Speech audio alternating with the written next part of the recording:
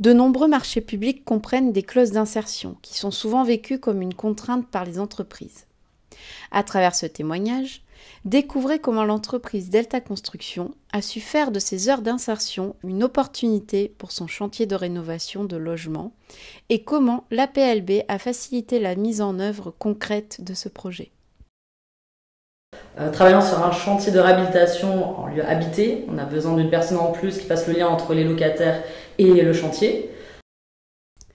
Un poste de médiateur, c'est pas commun pour un poste en insertion qu'on limite souvent à des postes de manœuvre ou d'agent de nettoyage. Le témoignage d'Emmanuel Texoro montre qu'il est temps de sortir des a priori qui perdurent sur ces publics. Je ne connaissais pas du tout le métier de coordinateur médiateur, mais j'avais une approche du bâtiment parce que j'ai été formé dans le bâtiment. J'ai fait pas mal de commerce auparavant, donc ça liait un petit peu les deux choses, quoi. C'est-à-dire une connaissance technique et une capacité à discuter, on va dire, quoi. Faire en sorte que tout se fasse bien en amont des travaux, voilà, quoi. C'est-à-dire prise de rendez-vous pour les différentes entreprises, explication des travaux aux locataires pour ce qui va se passer, essayer de les rassurer sur pas mal de points sur leurs doutes.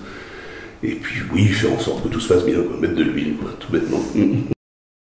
L'association Aide Emploi est heureuse d'avoir mis en relation M. Texoro et l'entreprise Delta Construction. Après 480 heures de travail réalisées par le salarié au sein de l'entreprise, qui correspond au seuil réglementaire autorisé, le relais s'est fait avec le TTI Le Maillon.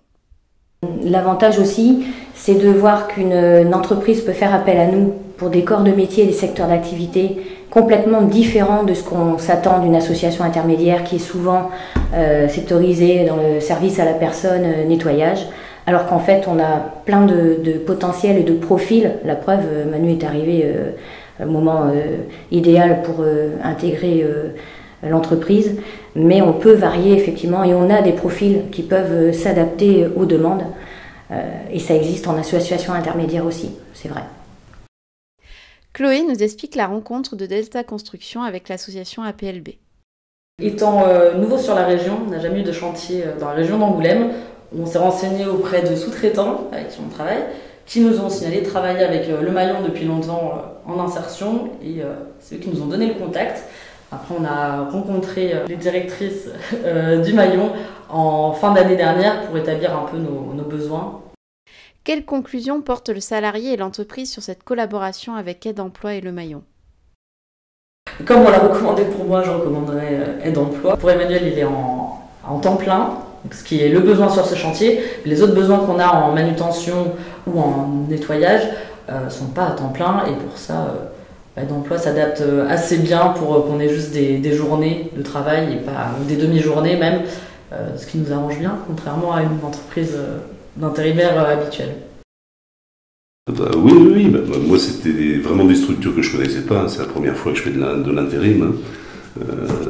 Donc, sceptique au départ.